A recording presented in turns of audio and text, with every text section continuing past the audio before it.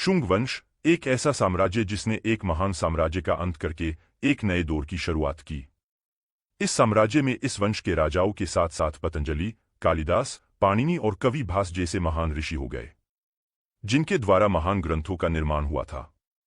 और इसी शासन काल में ही मनुस्मृति, विष्णुस्मृति, नारद स्मृति और जयसंहिता नामक ग्रंथ भी लिखा गया था, जिसमें कौरवों और पांडवों के बीच युद्ध का वर्णन है, जो गुप्तकाल आते आते उस ग्रंथ का नाम महाभारत हो गया।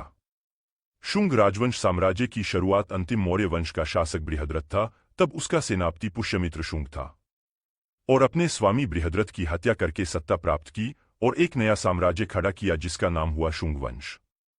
शुंग राजवंश साम्राज्य का शासनकाल उत्तर भारत में 185 ईसा पूर्व से 73 ईसा पूर्व तक, यानी कि 112 वर्षों तक शासन किया था। इस साम्राज्य की राजधानी पाटलिपुत्र थी। उत्तर में हिमालय से लेकर दक्षिण में बरार तक तथा पश्चिम में उज्जैन से लेकर पूर्व में मगध तक विस्तृत था, और तारानाथ के अनुसार यह साम्राज्य सियालकोट तक विस्तृत था। सियालकोट पाकिस्तान के पंजाब प्रांत का एक जिला है। इस साम्राज्य में पाटलिपुत्र, अयोध्या, विदिशा आदि इसके महत्वपूर्ण नगर थे, और इस वंश के साथ साथ कुछ महत्तम राजा हो चुके, जैसे कि पुष्यमित्र शुंग, अग्निमित्र, वसुमित्र, भागवत और देवव्रति। तो हम इस साम्राज्य का स्थापक और प्रथम राजा पुष्यमित्र शुंग के बारे में जाने। पुष्यमित्र शुंग का शासनकाल समय 185 ईसा पूर्व से 149 ईसा पूर्व तक था। पुष्यमित्र शुंग ने पाटलिपुत्र से विदिशा अपनी साम्राज्य की राजधानी बनाई, और पतंजलि के नेतृत्व में अयोध्या में 2 बार अश्वमेध यज्ञ कराए थे। अलेक्जेंडर कनिंघम ने सर्वप्रथम भरहुत स्तूप या बौद्ध स्तूप को खोजा था। पुष्यमित्र शुंग ने भरहुत स्तूप की वेदिका तथा तोरण का निर्माण किया था। यह स्तूप भारत के मध्य प्रदेश राज्य में सतना जिले में है। स्तूप की वेदिका तथा तोरण मिलने वाली कुछ चीजों को पुरातात्विक अधिकारियों द्वारा उसे कोलकाता के भारतीय संग्रहालय में स्थापित किए हैं। पुष्यमित्र के शासनकाल की एक महत्वपूर्ण घटना घटी थी। पश्चिम से यवनों का आक्रमण हुआ था। यवनों ने अवध में घेरा डाला था। पुष्यमित्र शुंग को यवन आक्रमणों का भी सामना करना पड़ा था और उन्हें पराजित भी किया था। ये बात गार्गी संहिता के युग पुराण में लिखा है। गार्गी संहिता में मधुर श्री कृष्ण लीला का महाभाष्य है। पुष्यमित्र शुंग के शासनकाल समय में ही पतंजलि, कालिदास, पाणिनि और कवि भास जैसे महान ऋषि हो गए, जिनके द्वारा महान ग्रंथों का निर्माण हुआ था। पतंजलि प्राचीन भारत के एक महान चिकित्सक ऋषि थे, जिन्हें संस्कृत के अनेक महत्वपूर्ण ग्रंथों का रचयिता माना जाता है। भारतीय साहित्य में पतंजलि द्वारा रचित योगसूत्र और महाभाष्य मुख्य ग्रंथ मिलते हैं। योगसूत्र ग्रंथ, इसका उद्देश्य चित्त की वृत्तियों को चंचल होने से रोकना, अर्थात मन को इधर उधर भटकने न देना, केवल एक ही वस्तु में स्थिर रखना ही योग है। आज के योगसूत्र ग्रंथ लगभग 40 भारतीय भाषाओं तथा 2 विदेशी भाषाओं से लिखित है। यम, नियम, आसन, प्राणायाम, प्रत्याहार, धारणा, ध्यान, समाधि इस तरह योग के 8 अंग है। महाभाष्य, पतंजलि ने पाणिनि के अष्टाध्यायी पर टीका आधारित कुछ चुने हुए सूत्र पर महाभाष्य नाम का ग्रंथ लिखा था। महाभाष्य को व्याकरण का ग्रंथ माना जाता है, किंतु इसमें कई राजाओं के घटना चक्र का वितरण भी मिलता है। महाभाष्य 84 अध्यायों में विभक्त व्याकरण महाभाष्य है। पाणिनि संस्कृत भाषा के प्रसिद्ध और श्रेष्ठ व्याकरणचार्य थे। इनके व्याकरण का नाम अष्टाध्यायी है, जिसमें 8 अध्याय और लगभग 4 सूत्र हैं। अष्टाध्यायी व्याकरण ग्रंथ को संस्कृत भाषा का प्रथम व्याकरण ग्रंथ माना जाता है और इसी ग्रंथ के आधीन महाभाष्य की रचना हुई थी। पाणिनि द्वारा रचित ग्रंथ अष्टाध्यायी व्याकरण ग्रंथ धातुपाठ, गणपाठ, उनादिसूत्र और लिंगानुशासन भी लिखे गए हैं। कवि भास संस्कृत साहित्य के प्रसिद्ध नाटककार थे। इनसे लिखित स्वप्नवासवदत्तम प्रसिद्ध संस्कृत नाटक है। इस नाटक का नामकरण राजा उदयन के द्वारा स्वप्न में वासवदत्ता के दर्शन पर आधारित है। कवि भास द्वारा रचित ग्रंथ: 1. स्वप्नवासवदत्ता, 2. प्रतिज्ञा योगंधरायण, 3. दरिद्रचारुदत्त, 4. अविमारक, 5. प्रतिमा, 6. अभिषेक, 7. बालचरित, 8. पंचरात्र, 9. मध्यमाव्यायोग, 10. दूतवाक्य। कालिदास संस्कृत भाषा के महान कवि और नाटककार थे। अभिज्ञान शाकुंतलम और मेघदूतम कालिदास की सर्वश्रेष्ठ और सबसे प्रसिद्ध रचना है। कालिदास ने जब शुंगवंश के समय विदर्भ युद्ध हुआ था, जिसमें द्वितीय शासक अग्निमित्र को नायक बनाकर मालविकाग्निमित्रम नाटक लिखा था, जिसे हम अग्निमित्र के शासनकाल समय जानेंगे। कालिदास द्वारा कुछ प्रसिद्ध रचना के बारे में जाने। 1. मालविकाग्निमित्रम। 2. अभिज्ञान शाकुंतलम। 3. कुमार संभवम। 4. विक्रमोर्वशीयम।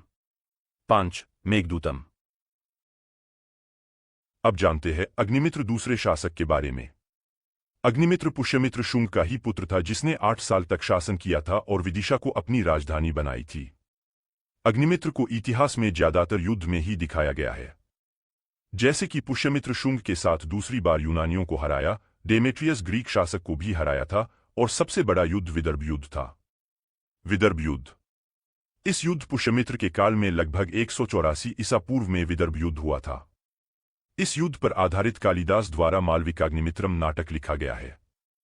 तो इस नाटक द्वारा विदर्भ युद्ध का विस्तृत अभ्यास करेंगे। इस कहानी पुष्यमित्र शुंग के शासनकाल समय की है, जब पुष्यमित्र शुंग ने अंतिम मौर्य शासक वृहद्रथ को मार डाला और इसके मौर्य राज दरबार के सचिव को जेल में डाला। तब विदर्भ राज्य का राजा यज्ञसेन के साथ मौर्य शासक वृहद्रथ के साथ अच्छे संबंध थे। मौर्य सचिव के साथ यज्ञसेन का साले को भी जेल में डाला था। अब बात करते हैं अग्निमित्र राजा के शासनकाल समय की। जब अग्निमित्र का शासन हुआ, तब अग्निमित्र ने विदर्भ राज्य का राजा यज्ञसेन को मित्रता बनने का समझौता किया, पर उसने ठुकरा दिया। तब उसका चचेरा भाई माधवसेन मित्र बनने को राजी हो गया। माधवसेन और यज्ञसेन दोनों भाइयों में अच्छे संबंध नहीं थे। जब माधवसेन अग्निमित्र से बार बार मिलने लगा, तब ये बात यज्ञसेन को जब पता चला, तो उसने माधवसेन को बंदी बना लिया। अग्निमित्र इससे अत्यंत क्रोधित हो गया।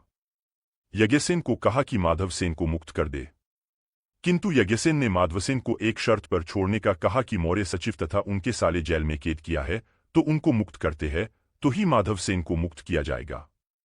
इससे अग्निमित्र और ज्यादा क्रोधित हुए। अग्निमित्र ने अपने सेनापति वीरसेन को आक्रमण करने का आदेश दे दिया, और इस युद्ध में अग्निमित्र की जीत हुई। यज्ञसेन आत्मसमर्पण करने के लिए हुआ। माधवसेन मुक्त कर दिया गया। विदर्भ राज्य को दोनों चचेरे भाइयों के बीच बांट दिया गया। वर्धा नदी को उन दोनों राज्यों की सीमा निर्धारित किया गया। वर्धा नदी के एक तरफ माधवसेन और दूसरी तरफ यज्ञसेन को राजा बनाया जाता है। दोनों अग्निमित्र के अधीन शासन करना शुरू करते हैं। एक दिन अग्निमित्र विदर्भ जाते हैं। वहां राजा माधवसेन के महल में किसी चित्रकार द्वारा बनाए राजा माधवसेन की बहन मालविका का चित्र देखते हैं और उससे उन्हें प्रेम हो जाता है। अग्निमित्र की पहली पत्नी महारानी धारिणी प्रयत्न करती है कि राजा अग्निमित्र मालविका के रूप सौंदर्य पर मुग्ध न हो जाएं, लेकिन अग्निमित्र वह मालविका की सुंदरता पर मोहित हो जाते हैं। राजा के मित्र गौतम के प्रयासों से दोनों का मिलन होता है। कुछ समय बाद विदिशा में सांस्कृतिक आयोजन होता है, जिसमें राजा अग्निमित्र मालविका को बिना किसी विचार के विजयी घोषित कर देते हैं। नाटक के अंत में मालविका की राजसी पृष्ठभूमि के संबंध में ज्ञात होने पर धारिणी स्वयं मालविका और अग्निमित्र का विवाह करवा देती है। अग्निमित्र शासक के बाद दूसरे राजा की ज्यादा माहिती मिलती नहीं, पर कुछ ऐसे शासक थे जिनके बारे में थोड़ी जानकारी मिलती है, जिसमें वसुमित्र भागवत और देवभूति शासक है। वसुमित्र राजा। वसुमित्र राजा 10 वर्षों तक शासन किया। कहा जाता है कि वसुमित्र ने इंडो ग्रीक के शासक मिनांडर को पराजित किया था। भागवत या भागभद्र राजा। यवन शासक अवंती का राजदूत हेलियोडोरस ने वैदिक धर्म से प्रभावित होकर भागवत धर्म का अंगीकार किया था। हेलियोडोरस ने ही विदिशा में गरुड़ स्तंभ का निर्माण किया था। यह संची के स्तूप से 5 मील की दूरी पर स्थित है। देवभूति राजा। देवभृति राजा वह अत्यंत विलासी शासक था। उसके अमात्य वसुदेव कण्व ने उसकी हत्या कर दी। इस प्रकार शुंग वंश का अंत हो गया। शुंग वंश के अंतिम शासक देवभूति के मंत्री वासुदेव ने उसकी हत्या कर सत्ता प्राप्त की और कण्व वंश की स्थापना की, और इसी के साथ इस महान शासन का अंत हुआ। हेलो दोस्तों, जो आप सरकारी परीक्षा की तैयारी करते हो तो ये वीडियो आपके लिए लाभदायक है, और हम ऐसे वीडियो आपके लिए बनाते रहेंगे जिससे आपको मेहनत करने का उत्साह बढ़ता जाए। तो आप हमारे चैनल को आज ही सब्सक्राइब कर दीजिए, जिससे हमारा वीडियो आपके पास सबसे पहले पहुंचे।